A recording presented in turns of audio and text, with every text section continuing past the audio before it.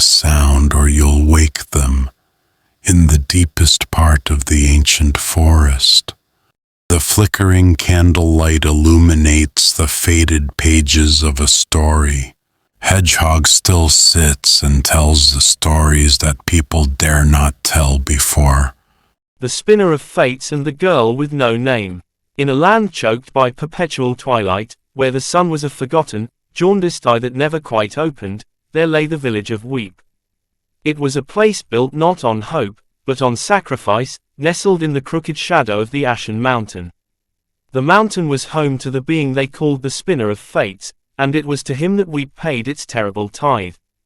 Every 7 years, on the moonless night of the 7th, the village offered up its most beautiful child. The child was chosen not by lot, but by a single, cruel criterion: they had to possess a name given in pure love. The chosen one, adorned with wilting wolfsbane and shivering in silks, would be led to the mouth of the mountain, a cavern that gaped like a hungry maw, and left there. They were never seen again. In return, the spinner granted Weep 7 more years of meager existence, rains that were not acid, crops that did not wither to black dust, and a fragile peace from the things that prowled the gloom-shrouded woods. This is the story of the tithe that went wrong. Her story began with a silence. She was the daughter of the village gravedigger, a man whose soul had been buried long before his body would be. Her mother had died birthing her, taking her final breath as the midwife placed the squalling infant on her chest. In her grief and rage, the father refused to name the child. He saw her as the thief of his light, a living tombstone for the wife he adored. So, she grew up known only as Girl. The girl with no name was a creature of shadows and silence. Her hair was the color of dirt, her eyes the gray of a storm-ridden sea. She was not beautiful. Hardship had carved her thin and sharp, like a flint knife. While other children, with the cherished names like Lily, or Rowan, or Finch, were kept close and loved fiercely, the girl was set to work. She helped her father dig the graves, her small hands blistering on the splintered wood of the spade, her nostrils filled with the scent of loam and decay. She learned the language of the earth, the cold feel of clay, and the finality of a 6-foot-deep hole. She had no friends, for the other villagers saw her as ill-omened, a walking embodiment of the collective sorrow. Her only companion was a one-eyed crow she'd named Croak, who perched on the headstones and offered guttural counsel. She would speak to him, her voice raspy from disuse. "They are choosing the tithe today, Croak," she whispered, watching from the edge of the village square as the elders, clad in their funereal best, moved from house to house. The air was thick with a perfume of fear and narcissus. Parents hid the beautiful, beloved children, scrubbing the love from their faces, teaching them to slouch and scowl. But the elders knew. They could sense the resonance of a name given with a heart full of love, a shimmer in the air around a cherished child. This year, the choice fell upon a boy named Kalen. His name meant, pure spirit, and his mother had whispered it into his ear with her dying breath, a benediction and a curse. Kalen had hair like spun gold and eyes like a summer sky, a summer no one in Weep could truly remember. He was brave and kind, and the entire village wept genuine tears for him, for in sacrificing him, they were sacrificing a piece of the light they so desperately missed. The girl watched Kalen's selection with a hollow feeling in her chest. She did not love him, nor did she hate him. He was simply a fact, like the graveyard or the mountain. But that night, as she lay on her pallet of straw, she heard a sound she had never heard from her father's room before, a soft, broken weeping. She crept to his door and saw him clutching a faded portrait of her mother. "My Lara," he sobbed, his voice ragged.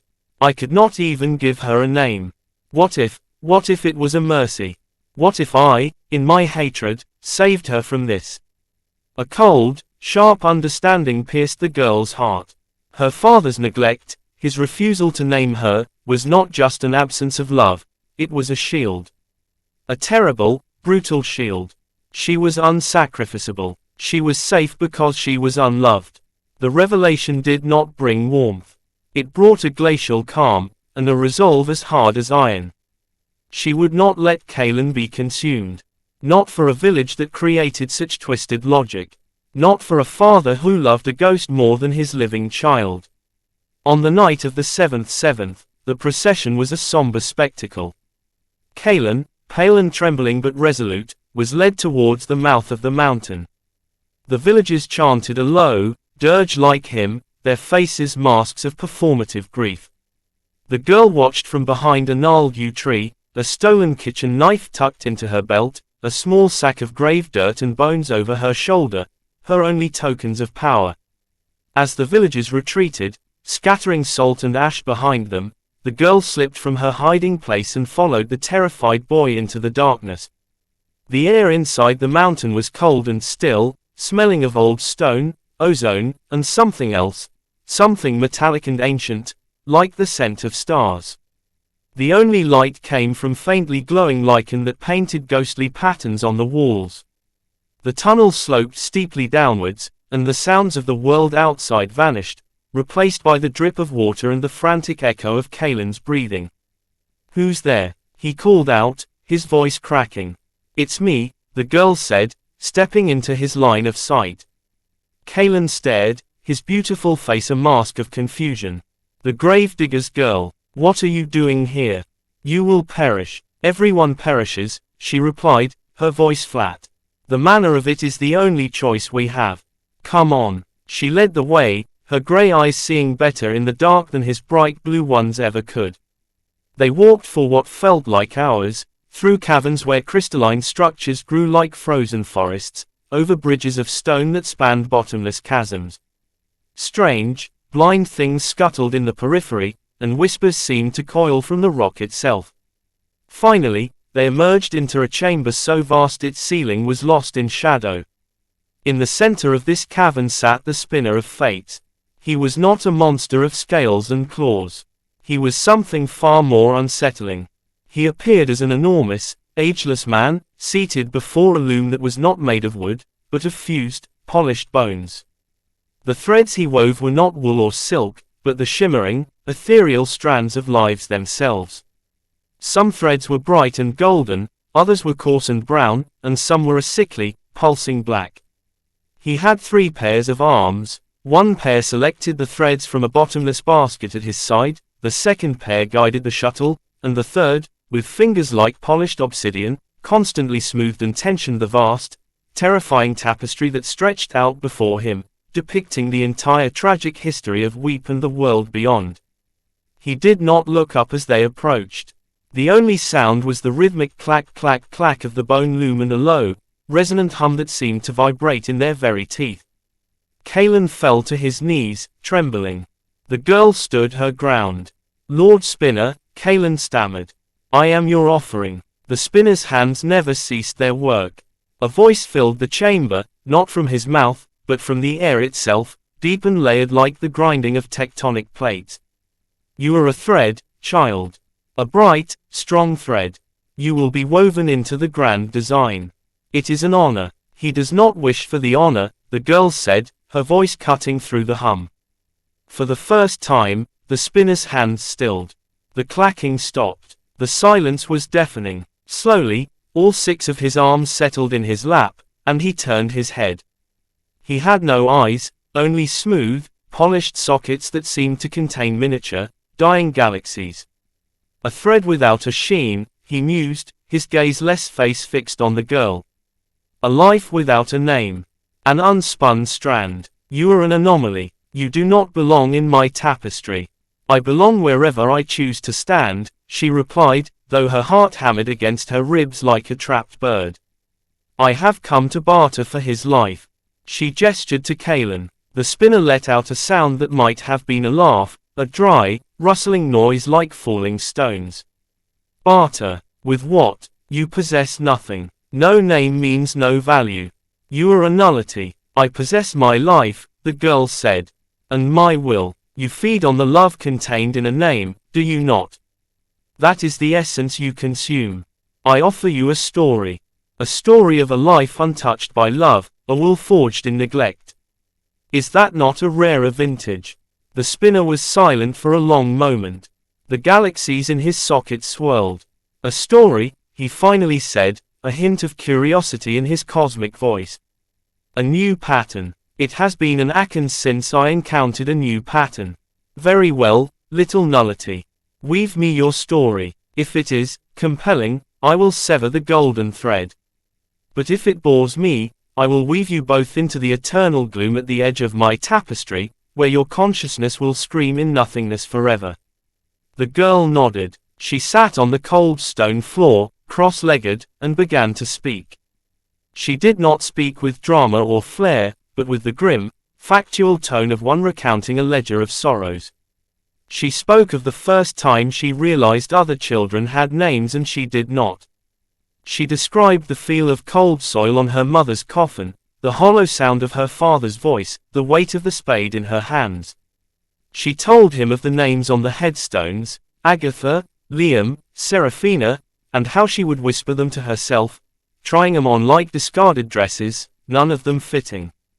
She spoke of the bitter freedom of being unloved, of being invisible, of being a tool rather than a daughter.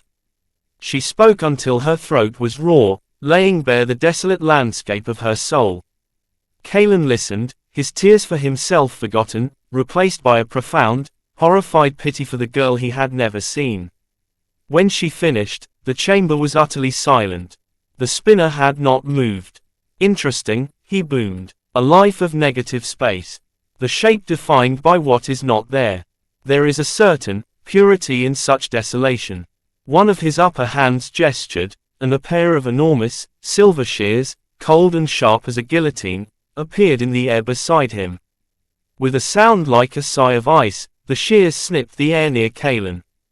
A single, golden thread, visible for a fleeting second, fell severed and dissolved into motes of light. You are free, the girl said to Kalen without looking at him. Go, tell the village the spinner is satisfied. Kalen scrambled to his feet. But, what about you? My barter is not yet complete, she said, her eyes fixed on the spinner. Go. As Kalen fled back up the tunnel, the spinner spoke again. The story was a worthy payment. The boy is spared, but you, little nullity, have offered more. You offered your life and will. You remain. I know, the girl said. What is to be my fate? The screaming nothingness. No, the spinner said, and a sense of dreadful purpose filled the chamber. You have presented a paradox. A living thread that cannot be woven. You disrupt the design. Therefore, you must learn the design. You will become my apprentice. Answer, the girl with no name remained in the mountain. The spinner taught her the terrible art of his craft. She learned to see the threads of fate, the strong crimson of courage, the fragile silver of hope, the tangled, thorny vines of hatred. She learned how a single decision could kink a thread, how a tragedy could thin it to breaking point, how a great love could make it gleam for 1,000 years. He gave her a small, practice loom and a basket of discarded threads, the frayed ends of lives cut short, the tangled knots of wasted potential. She learned to weave small, sad tapestries, the life of a mouse taken by an owl, the brief bloom of a frost-touched flower, the unrequited love of a village girl for the blacksmith's son. Years bled into each other within the timeless mountain. The girl grew into a woman, her grey eyes now holding the light of dead stars, her hands becoming deft and sure. She never received a name, but the spinner began to call her Arachne, after a weaver of a forgotten myth, and the name, given without love but with a sort of respect, stuck. She saw the true history of Weep. She saw that the first tithe had not been a demand from the spinner, but a desperate, foolish bargain struck by the village's first elders, who believed they could control fate. The spinner had merely accepted their offering, and they, in their fear, had perpetuated the cycle. The mountain did not need their sacrifices, it fed on the cosmic energy of stories, and the tithe provided a regular, potent feast of love and loss. One day, as she was sorting through a new bundle of threads, she found one she recognized. It was her father's. It was a coarse, grey thread, brittle and thin, tangled with a ghostly, beautiful silver strand, the ghost of her mother, Alara. As she touched it, a vision flooded her mind. Her father was on his deathbed, An old man consumed not by illness, but by regret. The village healer was with him, and he was clutching her hand. I was wrong, he rasped, his voice a ghost of itself. I had a daughter. I never named her. I thought I was protecting her, but I was only protecting my own pain. I buried her in my heart as I buried her mother in the ground. If you ever see her, tell her I am sorry. Tell her, her name should have been Hope. As he spoke the word, the brittle grey thread in Arachne's hand trembled, and from its very core, a single, bright, impossibly resilient golden filament began to glow. A sensation she had never felt before, a warmth that was both agonizing and beautiful, spread from her heart through her entire body. A name. She had a name. It had been given not in a moment of joyful love, but in the crucible of final, desperate remorse. It was a flawed name, a broken name, but it was hers. You feel it, do you not? The spinner's voice echoed through the chamber. The resonance. You are no longer a nullity. You are now a thread that can be woven. Hope looked at the spinner, her vision clear. You knew this would happen. I know the patterns. All threads lead to me, eventually. A life devoid of love is a compelling story, but a life that finds love in the heart of darkness, that is a masterpiece. It is time for you to take your place in the tapestry. He gestured, and the vast tapestry shifted. A space opened up near the center, a complex, dark, and beautiful pattern waiting for its final thread. It was her pattern. The spinner reached for her with his obsidian fingers. But Hope was no longer the helpless girl who had entered the mountain. She was Arachne, the weaver. She understood the loom. She understood that the power was not in the threads, but in the hands that guided them. As the spinner's fingers reached for her newly glowing thread, she did not flee. Instead, she lunged not away from the loom, but towards it. She grabbed the silver shears, the shears of severance, that still hung in the air. They were frigid and heavy in her hands, humming with ultimate power. Foolish child, you cannot sever me. I am fate itself. The spinner roared, the cavern trembling. I do not wish to sever you, Hope said, her voice steady, ringing with a newfound authority. I wish to sever the pattern. With a strength born of a lifetime of digging graves and weaving destinies, she did not cut a single thread. Instead, she drove the shears into the very fabric of the tapestry, into the dark, twisted pattern that depicted the village of Weep and its cycle of sacrifice. She tore through the woven image of the ashen mountain, through the procession of children, through the fear and the compliance. The sound was cataclysmic. It was the sound of a universe rewriting itself. The tapestry screamed. The spinner bellowed, not in pain, but in shock. What have you done? I have introduced a new variable, Hope shouted over the din. I have given them a choice you never offered. The choice to be free of you. On the surface, in the village of Weep, the sky tore open. It was not a storm, but a silent, brilliant rift of pure white light. The perpetual twilight shattered. The ashen mountain, for the first time in living memory, was bathed in a dawn that was not jaundiced, but clear and golden.